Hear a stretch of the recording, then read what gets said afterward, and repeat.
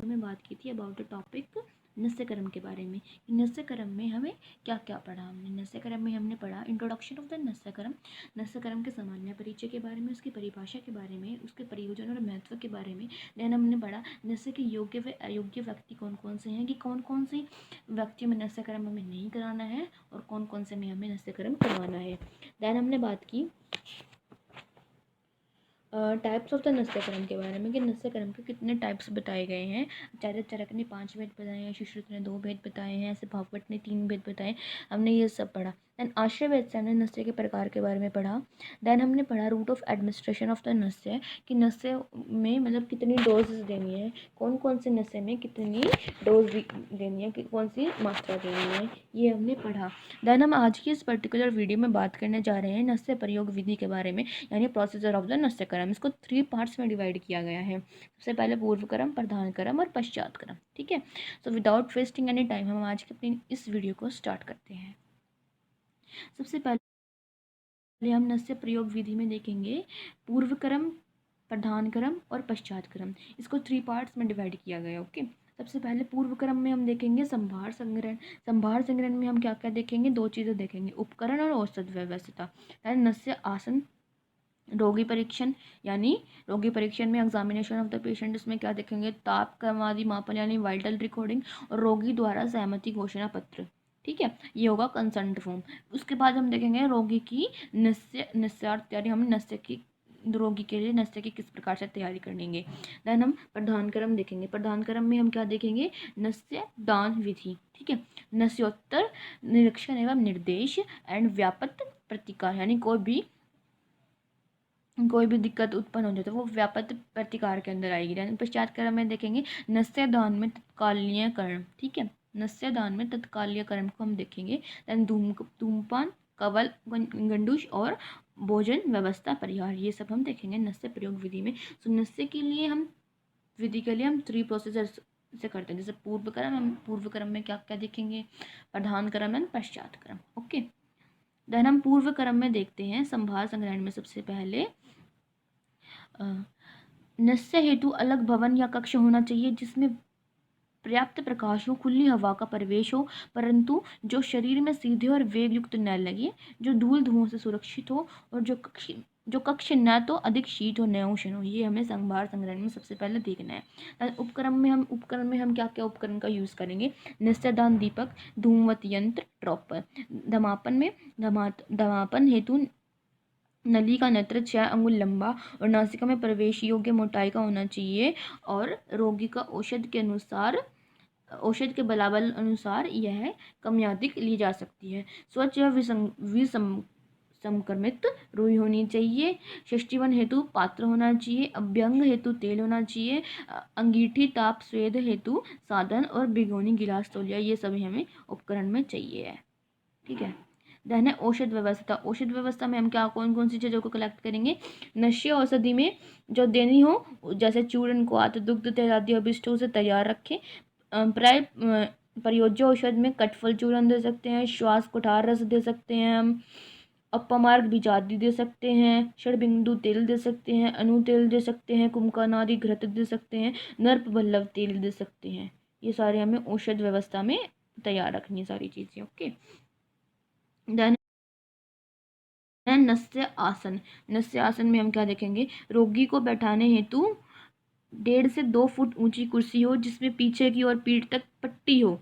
Okay, और गर्दन के पास वाला भाग पीछे से झुका हो, जिसके सहारे रोगी का मुखमंडल ऊर्ध्व भाग कर नस्य का प्रयोग किया जा सके, इसे नस्य पीठ कहते हैं। तथा इसी प्रकार की व्यवस्था हो जिसमें रोगी का सुखपूर्वक लिटाया जा सके, नस्य देने हेतु सुविधा हो और उसका प्रयोग किया जा सके।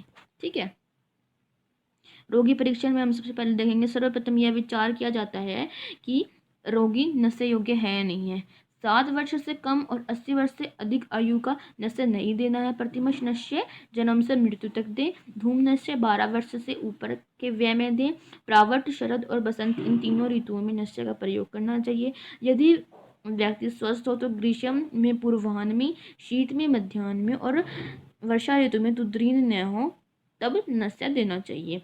अब ताप कर्मादि मापन में देखेंगे, हम वाइटल रिकॉर्डिंग्स में रोगी को ताप कर्म में श्वसन गति, नाड़ी गति, रक्तचाप, वजन आदि ज्ञात कर नस्य का प्रारूप पृथक कर अंकित करें।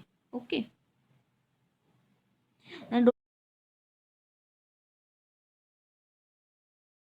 रोगी द्वारा सहमति घोषणा। रोगी नस्यकरण की संपूर्ण जानकारी संभावित व्यापक बताकर रोगी में लिखित में सहमति दे। रोगी की नस्यात तैयारी कैसे तैयारी करेंगे? रोगी को मलमूत्र से वेग से निर्वित कराकर लघु भोजन कराए, घंटे भर बाद नस्य आसन पर बैठाकर नस्य का प्रयोग करें। तो हमने इसमें पूर्व क्रम में पढ़ा कि संभार संग्रहण में ठीक है, collection of necessary facilities. Then उपकरण में औषध व्यवस्था पढ़ी। देन नस्य आसन में और रोगी परीक्षण में हमने ताप का मापन देखा और सहमति घोषणा देखी रोगी की नस्य तैयारी में। इसमें ना हमें एक चीज़ और देखनी है, हमने अपने प्रीवियस वीडियो में पढ़ा था नस्य मात्रा के बारे में। तो हम अगर एग्जाम में क्वेश्चन आए तो इसमें पूर्व क्रम में हम नस्य मात्रा भी लिख सकते हैं कि हमने नस्य मात्रा में कौन सी नस्य में कौन सी हम मात्रा कितनी मात्रा का यूज़ कर सकते हैं। ठीक है, अब हम प्रधान क्रम के बारे में पढ़ेंगे। नस्य देने से लेकर के उपद्रवों के शमन तक क्रिया प्रधान क्रम कहलाती है, यानी इसमें स्पेशल नस्य दिया जाता है, प्रधान क्रम कहलाता है। ठीक है, इसमें निम्न भागों में विभक्त है। कौन कौन से भाग हैं?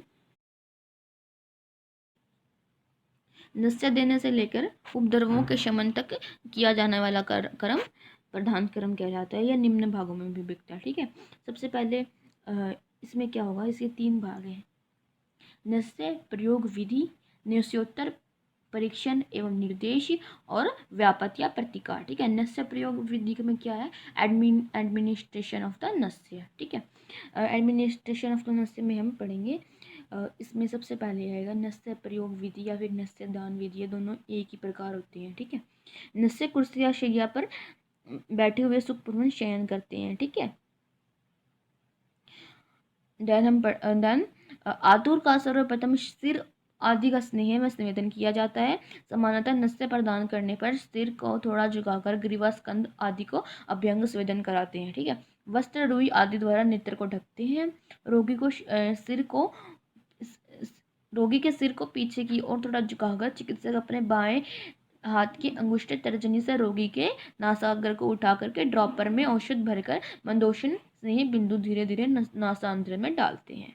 ओके, इसी प्रकार दुग्ध, स्वस्थ, क्वाथ, मांस आदि का प्रयोग करते हैं। यदि चूर्ण का नस्य देना हो तो नली में रख करके पीछे से फूके जिससे वह भीतर नासांत्र में चला जाए। ठीक है, देन आगे पढ़ते हैं हम नस्य के बारे में।